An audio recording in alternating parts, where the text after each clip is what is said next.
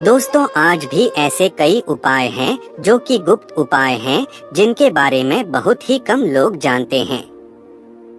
परंतु इस उपाय के बारे में जो भी जानता है वह व्यक्ति इस उपाय को अपने जीवन काल में करता रहता है, परंतु किसी दूसरे व्यक्ति को वह नहीं बताता है।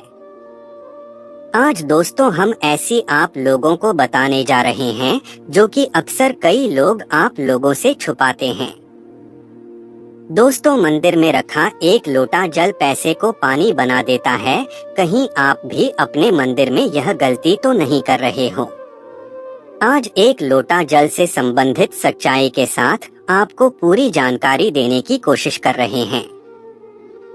जब दोस्तों एक लोटा जल मंदिर में रख कर देने से आपके जीवन में जो परिवर्तन आएगा उसे आप अपने सपने में भी नहीं सोच सकते। ऐसा परिवर्तन आपको अपनी आने वाली जीवन में जरूर देखने को मिलेगा। आप अंदाजा भी नहीं लगा सकते कि एक लोटा जल कैसे आपकी जिंदगी बदल देगा।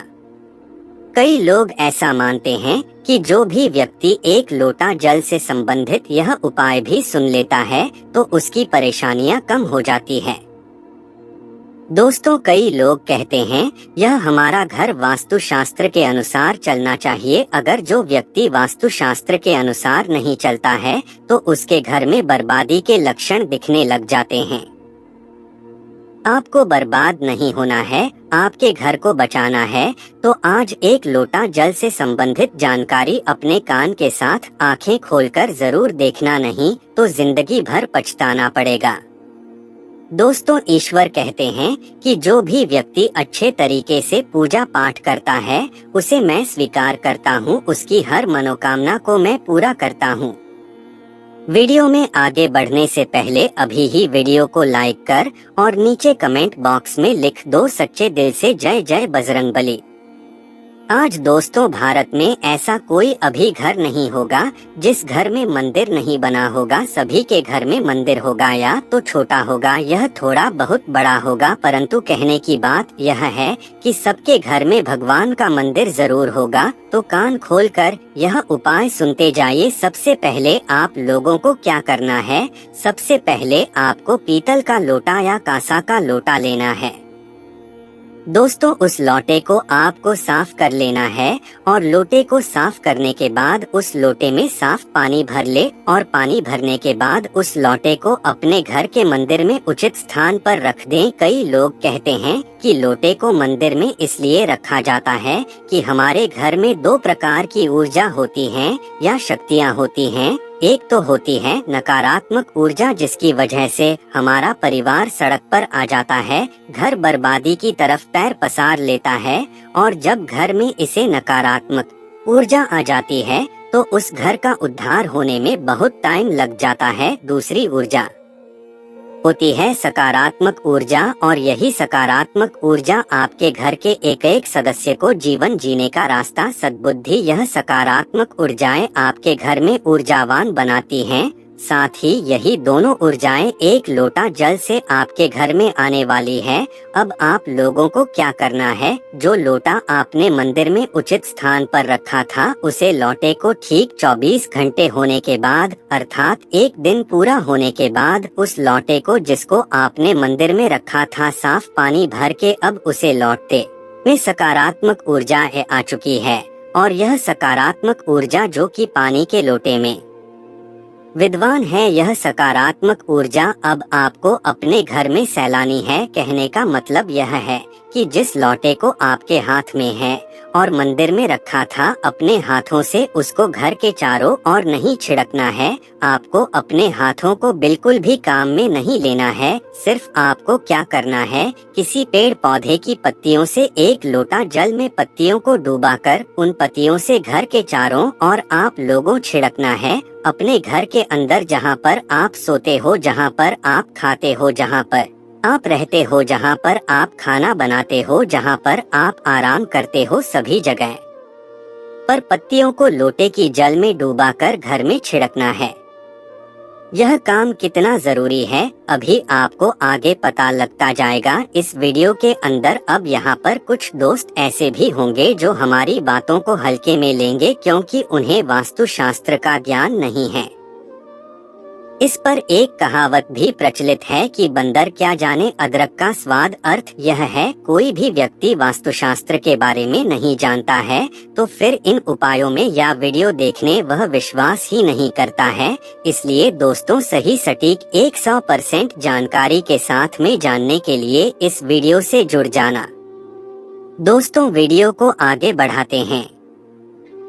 दोस्तों, आपके पास अभी जितने भी काम है उनको साइड में रख दीजिए। ध्यानपूर्वक जो आपको बताया जा रहा है उसे देखिए और सुनिए। दोस्तों, पूजा करते समय सबसे पहले तो यह देखिए कि आपका मंदिर सही दिशा में है या नहीं।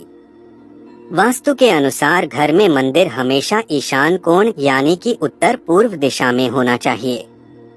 प्रतिदिन सुबह उठकर स्नान आदि से स्वच्छ होकर तथा साफ कपड़े पहनकर ही नियम पूर्वक भगवान की पूजा करनी चाहिए और सुबह शाम ईश्वर के सामने एक दीपक अवश्य ही जलाना चाहिए। मंदिर और उसके आसपास की जगह साफ सुथरी रखें। भगवान को नहलाकर कुमकुम का तिलक लगाकर फूल चढ़ाने चाहिए।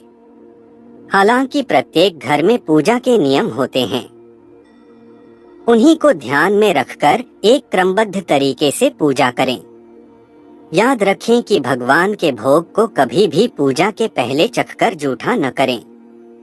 इसे सूंघना भी घोर पाप माना जाता है और साथ ही भगवान पर चढ़ाए जाने वाले फूलों को या फिर धूप, दीप, अगरबत्ती तथा अन्य किसी भी पूजा सामग्री को कभी भी सूंघकर नहीं देखना चाहिए।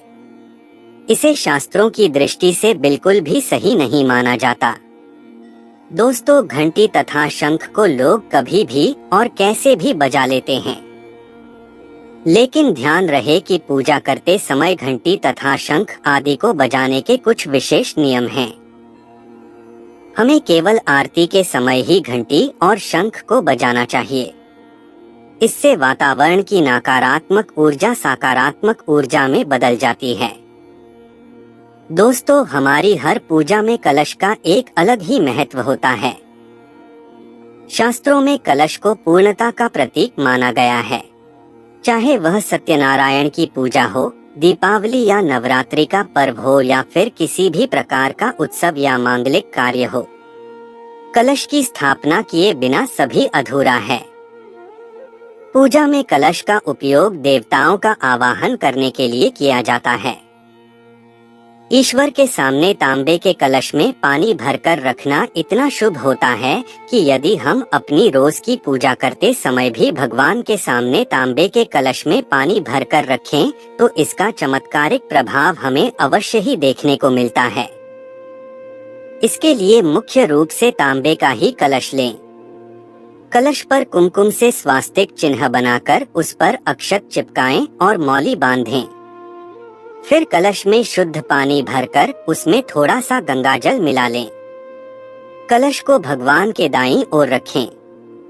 फिर भगवान की पूजा करते समय कलश की भी पूजा करें। फिर पूरे मन से भगवान के साथ साथ कलश को भी नमस्कार करें और सभी पवित्र नदियों का आवाहन करें। यह कलश और इसमें भरा हुआ पानी दूसरे दिन की पूजा तक ऐसे ही रहने दें और फिर पूरे घर में छिड़क कर बचे हुए पानी घर में लगी तुलसी में डाल दें। यकीन मानिए, अभिमंत्रित जल से दिन भर एक सकारात्मक ऊर्जा निकलती रहती है, जिसके चमत्कार की वजह से आपका पूरा घर अद्भुत शांति से भर जाएगा। इसके पीछे शास्त्रों में अनेकों कारण बताई गई हैं। शास्त्रों में कलश को सुख और समृद्धि का प्रतीक माना गया है। जिस प्रकार जल ही जीवन है और कलश में हम जो जल भरकर रखते हैं उसकी पूजा करने से हमारा घर और आसपास का वातावरण भी जीवन से भरपूर और सुख समृद्धि से भर जाता है। तो दोस्तों, रोजाना आप भी अपने मंदिर में कलश में पानी भरकर अवश्य रखें, आपको इसका अवश्य लाभ होगा।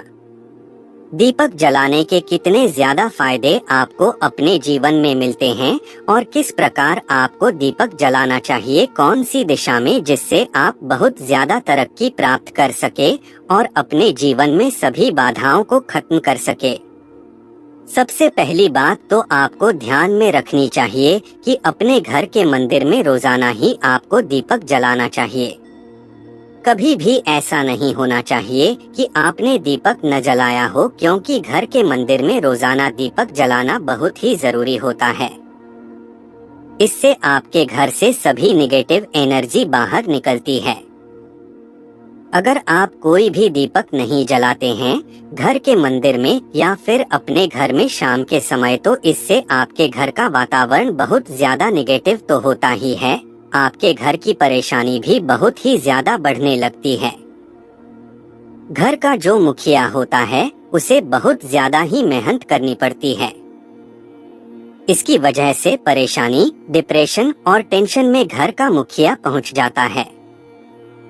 शाम का समय हिंदू धर्म में बहुत ही ज्यादा महत्वपूर्ण माना जाता है और जो लोग शाम के समय कभी भी घी का दीपक या फिर तेल का दीपक अपने घर में नहीं जलाते हैं तो उनके घर में हमेशा ही मुसीबत बनी रहती है। यानी कि एक मुसीबत से निकलते हैं तो दूसरी मुसीबत में उससे पहले ही फंस जाते हैं और हमेशा ही धन की समस्याएं, परेशानियां बढ़ती रहती हैं। उनके जो बच्चे होते हैं वो भी उनके खिलाफ होने लगते हैं, उनका कहना बिल्कुल भी नहीं मानते हैं। इसी तरह से घर का पूरा